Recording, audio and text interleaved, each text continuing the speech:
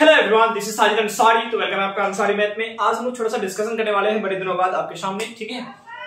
सबसे पहले तो कुछ सवाल हैं जिसका जवाब देना है, ठीक है ना। मतलब कि कुछ स्टूडेंट का ऐसा भी क्वेश्चन है कि क्या सर हम अगर कुछ चैप्टर छूट भी गए तो क्या फिर भी 100 मार्क्स का पूरी क्वेश्चन सॉल्व कर सकते हैं या 100 आउट ऑफ 100 ला सकते हैं या नहीं ला सकते, ठीक है। मतलब कुछ ऐसा रिकॉल है कि मान लीजिए आपका क्लास 10 में 13 चैप्टर है, तो 13 में किसी का 10 भी सही है, किसी का 11 सही है। ऐसा तो होगा ना, सबके साथ ही होगा लगभग ऐसा चीज, ठीक है।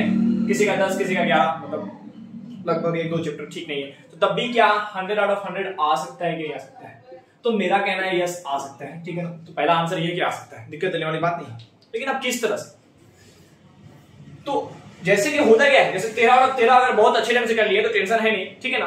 लेकिन फिर भी अगर मान लिया किसी का 10-11 भी सही है, तब भी वो 100 आउट ऑफ 100 स्कोर कर सकता है। तो इसका सबसे पहला रीजन क्या है, आपका जो एग्जामिनेशन हो रहा है बिहार बोर्ड का भी, उसमें डबल क्वेश्चन आ रहा है, ठीक है। सिंपल तो ये ना, डबल क्वेश्चन आ रहा है। आपको क्या करना है कि मतलब डबल में क्या करना है, जैसे 200 मार्क्स का लगभग आपका पेपर आ रहा है, उसमें आपको 100 मार्क्स ही सॉल्व करना है, सीधा सीधी बात है। जस्ट लाइक जैसे कि आपका 100 ऑब्जेक्टिव आ रहा है, इसमें 85 बनाना है ना।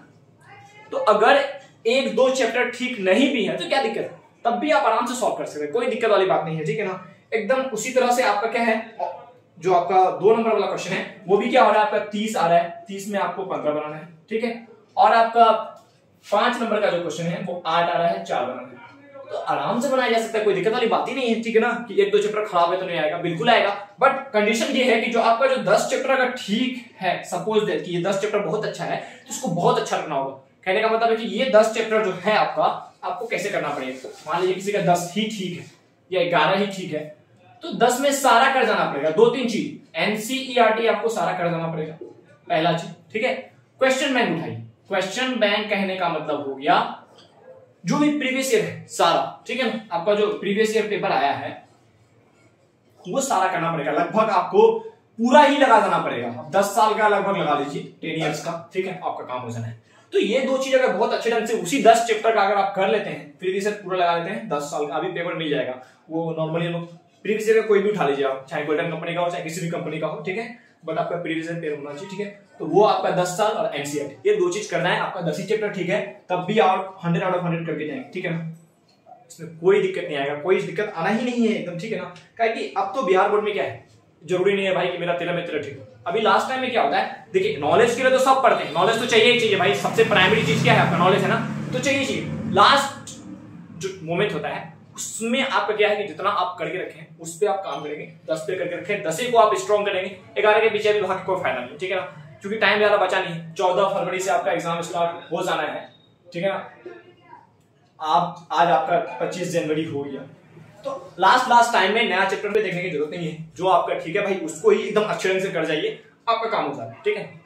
तो शायद लगता है कि जवाब लोगों को मिल गया होगा, ठीक है। और बहुत सारे स्टूडेंट ऐसे भी होंगे जिनका मतलब मैथ अच्छा नहीं हुआ है अभी तक भी, उनको लगता है कि प्रॉब्लम है।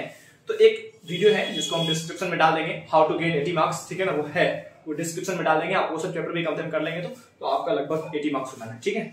और प्लस 1-2 चीज है जो आपको करना है, सारे स्टूडेंट को सजेशन है कि अगर मैथ्स में आपको अभी तक भी दिक्कत आ रहा है तो सबसे पहला काम आप क्या करेंगे कि आप देखिए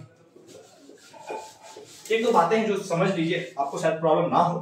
पहला चीज है ना कि अगर मैथ्स में अगर आपको सच में नंबर सही चाहिए, एग्जामिनेशन हॉल में बैठ करके क्वेश्चन हमको सॉल्व करना है, ठीक है। इतना अगर आपके दिमाग में है कि हाँ सर करना है, तो पहला काम क्या करना पड़ेगा, जितने सारे फॉर्मूलाज कहते हैं ना, जितने सारे फॉर्मूलाज हैं क्लास 10th में, ठीक है ना, सबको आपको लगता है ना रट लेना पड़ेगा। जैसा बोलिए, रटना तो गलत बात है, ये तो गलत लैंग्वेज है, बट फिर भी लास्ट टाइम में आपके पास ये जो ना आपके माइंड में, आपके स्कीमा में सेट होना चाहिए, ठीक है ना, पूरी तरह से कि हाँ भाई ये सारा फॉर्मूला हमको याद है सर, आप क्लियर। तो एग्जामिनेशन में फॉर्मूला लेके अगर क्लियरली लेके बैठेंगे तो अच्छा खासा क्वेश्चन आप बना सकते हैं, ठीक है ना। क्योंकि यही क्या होता है ना, सबसे स्ट्रॉन्ग पॉइंट है आपका, जिसका अभी क्लास 10 पे फॉर्मूला अच्छा है। क्योंकि सारे क्वेश्चन क्या है, फॉर्मूला बेस पे ही बनना है। तो फॉर्मूला अगर याद रहेगा तो जो क्वेश्चन नहीं भी आ रहा है उसको ही बना के आ सकते हैं, ठीक है ना। तो ये सबसे बड़ा पॉइंट है। और उसके तो फिर बता ही दी, फॉर्मूला सारा कर लीजिए, एनसीईआरटी सबसे बड़ा ब्रह्मास्त्र है आपके लिए, ये कर लीजिए। और उससे भी इंपॉर्टेंट ये प्रीवियस ईयर पेपर जो है ना, लगभग 10 ईयर का, इसको जरूर करके जाइएगा। जिसको भी 100 आउट ऑफ 100 लाना है, सोच रहे हैं सर कि 100 आउट ऑफ 100 करना ही है, तो एकदम गारंटी कर सकते हैं इसमें कोई शक नहीं है कि नहीं कर सकते हैं। मेरा खुद का एक्सपीरियंस रहा है NCERT plus golden question bank, जिसमें 100 आउट ऑफ 100 सोचने पे मेरा खुद 96 मार्क्स। अब सोच लीजिए, ठीक है ना, कि किस तरह से कर सकते हैं, किस तरह से नहीं कर सकते, ठीक है। तो सारा कुछ आपके ऊपर, ये सारा जो है आपका क्लास 10th वालों के लिए भी, 12th वालों का भी एग्जाम 1 फरवरी से स्टार्ट होने वाला है। तो बहुत लकी है दोनों कि दोनों का 1 फरवरी वालों का भी मैथ है, 14 फरवरी से 10th का भी है, उसका भी मैथ ही है, ठीक है। तो ये चीज दोनों पे वैलिड होता है कि जो भी बताया गया है इसको फॉलो कीजिए। अंतिम टाइम है, ज्यादा टाइम है नहीं, और जितना हो सके पढ़ने की कोशिश कीजिए। आप लोगों के लिए ये जो वीडियो था मतलब बस मोटिवेट करने के लिए था और ये चीज बताने के लिए था। 1-2 क्वेश्चन थे हमारे जो स्टूडेंट जो है उनका ये चीज मन में चल रहा होगा, बहुत सारे स्टूडेंट का चल रहा होगा, तो ये क्लियर कर देना बेहतर लगा, ठीक है। और एग्जामिनेशन होने वाला है, एकदम बेस्ट तरीके से पढ़ते रहिए। अंतिम क्षणों में इतना पढ़िए कि जब आप एग्जामिनेशन हॉल में बैठे तो आपको दिखे कि सारा क्वेश्चन तो पढ़ के ही आए, ठीक है। मतलब किसी तरह से कोई प्रॉब्लम नहीं दिखेगा अगर अच्छे ढंग से पढ़ के जाएंगे। ये जो लास्ट टाइम होता है ना, बहुत अच्छे ढंग से यूज किया जाता है इन सब चीजों को, ठीक है ना। एक टॉपर से जाके पूछेंगे ना, तब जाके मालूम होगा क्या होना, ठीक है। तो लास्ट वाला जो टाइम है एकदम अच्छे से यूज करके चलिए, बहुत अच्छे ढंग से जितना पढ़ सकते हैं आप, सुबह शाम दिन रात जो भी है आपके लिए हर वक्त बस पढ़ाई होना चाहिए। क्योंकि 12th वालों का ज्यादा टाइम है नहीं, वो 1 फरवरी से ही लग जाने वाले हैं, ठीक है ना, ये वाला। और प्लस 14 फरवरी से आपका इंटर वालों का है, मैट्रिक वालों का है, ठीक है ना। तो दोनों के पास बहुत कम टाइम है, मैट्रिक वालों के पास थोड़ा ज्यादा टाइम है, इंटर के पास थोड़ा कम टाइम है। फिर भी आपके पास जितना भी टाइम है उसको आप यूज करिए। किसी तरह का अभी कोई भी घर द्वार आगे पीछे दाएं बाएं छोड़ दीजिए। एक बार एग्जाम देने के लिए फ्री होंगे फिर पढ़ते रहेंगे, ठीक है ना, जितना पढ़ सकेंगे। मतलब उसके बाद क्या है, एक अभी पढ़ लीजिए पूरी तरह से, फिर फ्री होइए, घूमते फिरते रहिए जितना घूमना है, बट अभी एग्जाम टाइम में पढ़ेंगे, ठीक है ना। तो ये छोटा सा मैसेज आप सबके लिए, ठीक है। वीडियो पसंद आया तो लाइक कमेंट शेयर सब्सक्राइब जरूर करें और अपना फीडबैक जरूर दें किसी तरह का कोई चीज है, और पढ़ते रहिए बस, ठीक है। मिलते हैं नेक्स्ट वीडियो में, जब तक के लिए अल्लाह हाफिज।